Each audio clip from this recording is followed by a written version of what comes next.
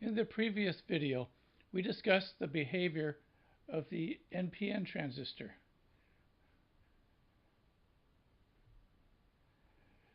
And we said that as we increase the base voltage relative to the emitter, we forward bias this diode, and we inject a very small current into the base emitter, where this is the base terminal, this is the emitter terminal. And when that happens, a large current flow results from collector to emitter, where this is the collector. The PNP transistor behaves in a similar manner, except a lot of things are reversed. Let's draw the PNP symbol.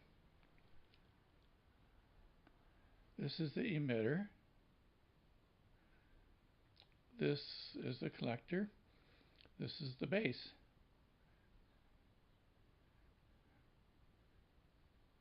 Emitter.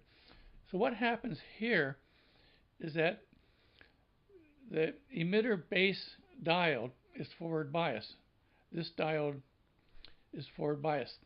So when that happens, we inject a small current in the base region, and that causes a current amplification from emitter to collector.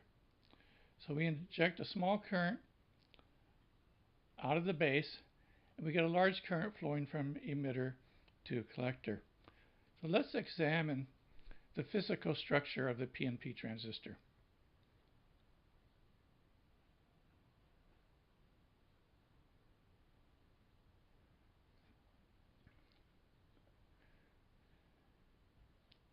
So it has three different regions. We'll call this the emitter. Then it has a thin region that we call the base,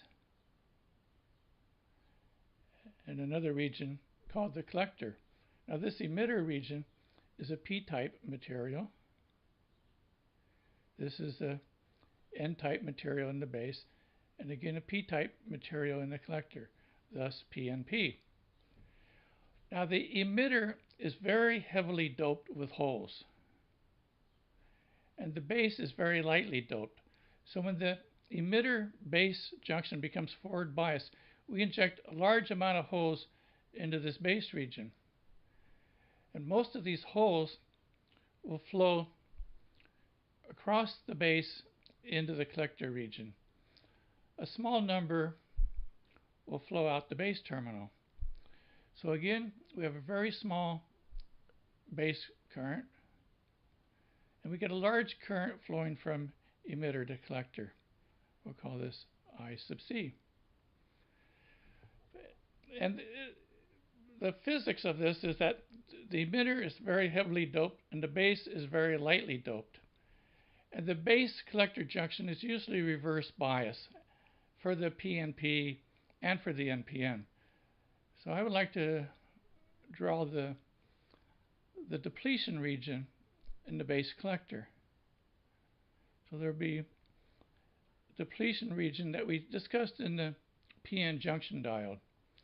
And this is devoid of carriers in this depletion region. And there is a built-in electric field in this depletion region that is in this direction.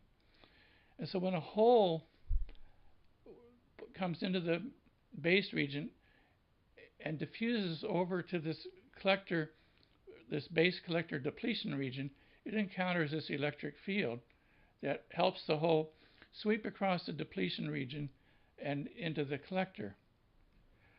Let's draw the current voltage characteristics for this PNP transistor. So if I graph current versus voltage, where this is voltage emitter to collector, this is the current in the collector. If I run a particular base current into this PNP transistor, I would expect a characteristic that would look something like this. And eventually it breaks down. Now if I decrease the base current a little bit but keep it constant, I would expect the curve to move down and perhaps do something like that. So this is the breakdown region.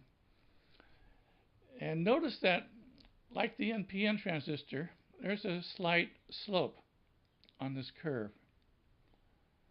And that's, again, is caused by this base collector depletion region. So as we move in this direction, we're increasing the reverse voltage on the base collector diode. And when that happens, this depletion region again extends further into the base region. And when that happens, the base region becomes thinner, and more carriers that are injected from the emitter into the base region then reach the collector region. So you get more current. The further this way you go, the more current you get. And that's the base width modulation. Again, as with the NPN transistor, there's a parameter called beta of the transistor. And that's equal to the collector current divided by the base current. And a typical beta could be 100, or it can have a large variance. It could go down to 20, perhaps it could go to 150. It depends on the transistor structure and doping levels. Now let's do a simple circuit design using an NPN transistor and a PNP transistor. Recall from the previous NPN transistor video that we had a circuit like this. We have an NPN,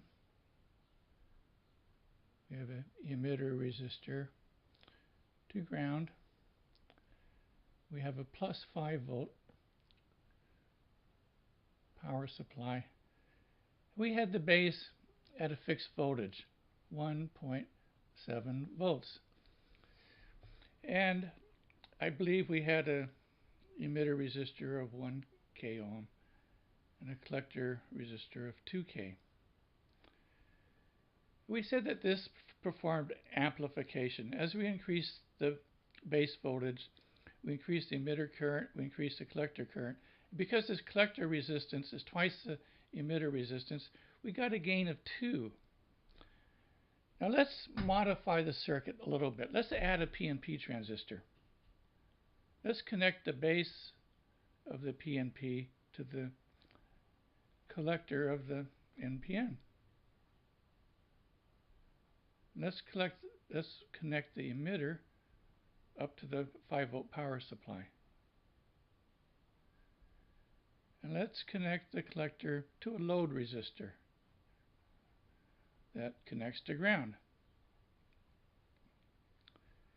And let's make the load resistor 1 k ohm. Okay, now one thing, let me just point out a few things about NPN and PNP transistor schematics. Usually when we draw a schematic, we'll draw the positive power supply at the top, and ground will usually be at the bottom. And the emitter of the NPN will usually be towards the ground terminal, and the collector will be usually towards a higher voltage part. And with a PNP transistor, the emitter usually connects to a positive supply, and the collector tends to usually connect to the more negative supply. That's basically because current will tend to flow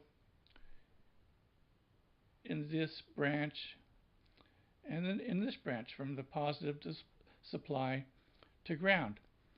So let's analyze what's happening in this circuit. Let me just erase this for a second here. Okay, let me change colors. Now we said that the base emitter drop is about 0.7 volts. So we have 1 volt at this resistor. So we have 1 milliamp in the 1K. And this 1 milliamp wants to flow into the collector because the beta is relatively high. And so most of the emitter current will end up in the collector. So we have in the collector, we have 1 milliamp. And the base emitter drop for the PNP, like the NPN, a rule of thumb is about 0.7 volts. So this 0.7 volts limits the current in this 2K resistor, 0.7 volts across 2K. If I think that's about 0.35 milliamps. So that subtracts from the 1 milliamp, and the remainder of the current flows into the base terminal of the PNP transistor. So that is 0.65 milliamps. Now this 0.65 is going to be multiplied by beta. Let's say that beta is equal to 100. So in principle, we could get a lot of current flowing from the emitter to collector. If we multiply the 0.65 times 100, we could get 65 milliamps flowing. But notice that we have a 1K resistor in the collector region. So that limits the current. And what happens is that this tries to drive 65 milliamps, but this resistor limits the current.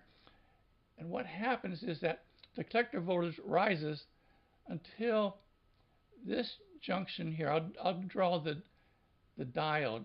There's a PN diode in the collector base junction. And this diode becomes forward biased, and the transistor conduction goes down.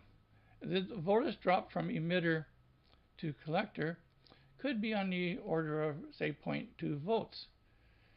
So that would give us 4.8 volts across 1K, which is 4.8 milliamps.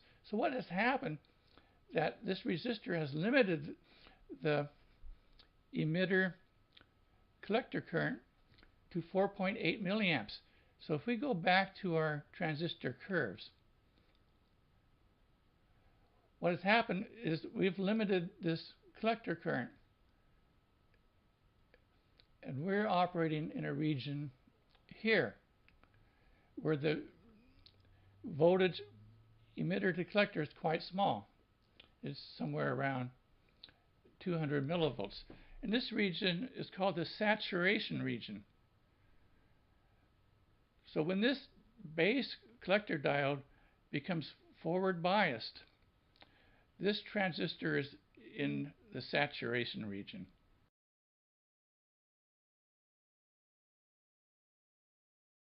This is the emitter terminal. And when that happens, a large current flow results from collector to emitter, where this is the collector. The PNP transistor, and we said that as we increase the base voltage relative to the emitter, we forward bias this diode, and we inject a very small current into the base emitter, where this is the base terminal.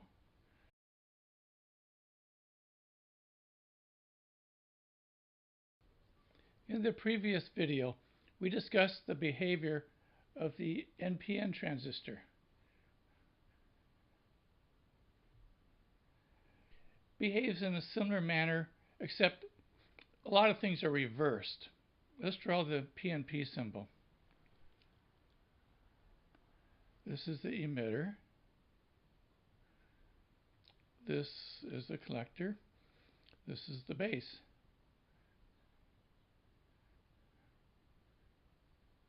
Emitter. So what happens here is that the emitter base diode is forward biased.